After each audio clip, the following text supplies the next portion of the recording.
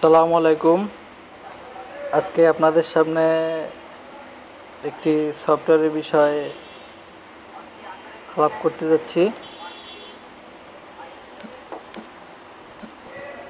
সেটি হচ্ছে auto call recorder, যেটা দিয়ে আপনারা যে কোনো জায়গায় কথা বললে অটো রেকর্ড হয়ে থাকবে। তো কথা না বাড়িয়ে কাজে চলে যাচ্ছি। প্রথমে আপনাদের যেটা করতে হবে, নেট কানেক্ট থাকতে হবে। তারপর গুগল প্লে স্টোরে গিয়ে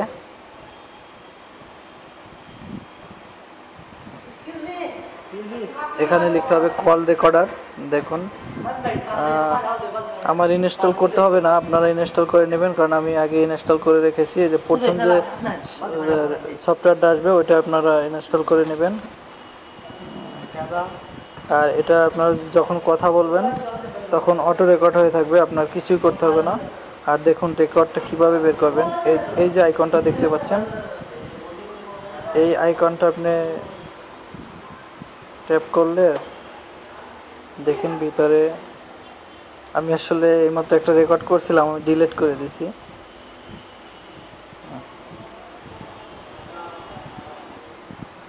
দেখুন এখানে অল দেওয়া আছে, আপনার ইনকামিং আউটগোয়িং সব আপনি রেকর্ড হয়ে থাকবে।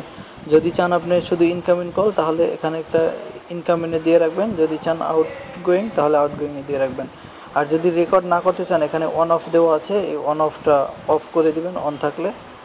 আর এখানে সেটিংস আছে, এখানে অনেক অপশন আছে। দেখুন এখান থেকে আপনারা আউটগোয়িং বা ইনকামিং যেটা আপনারা করতে চান ওইটা টিক দিয়ে রাখবেন, আর অন্যটা টিক উঠিয়ে রাখবেন।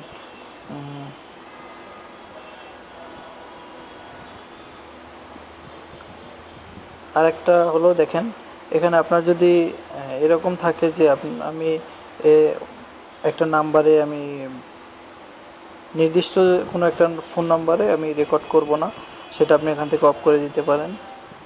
যেমন আমি করে দিচ্ছি ডি অ্যাডমিট, এটা যদি আমি এখন কথা বলি এটা রেকর্ড হবে না।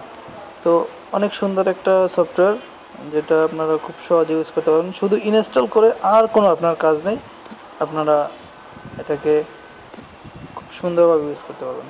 দেখুন এখানে যদি এই যে অল দেওয়া, আমি অল দিয়ে রাখলাম। আর যখন আপনার রেকর্ড হবে তখন এখানে আসবে, এখানে একটার পর একটা একটা সিরিয়াল অনুযায়ী আসবে। আর এখানে যদি আপনি ডিলিট করতে চান, এখানে যদি রেকর্ডটা আসে তখন এখানে টিক দিয়ে তারপর এই সাইডে দেখুন ডিলিট আইকন আছে, এটা যদি ট্যাপ দেন তাহলেই চলে যাবে।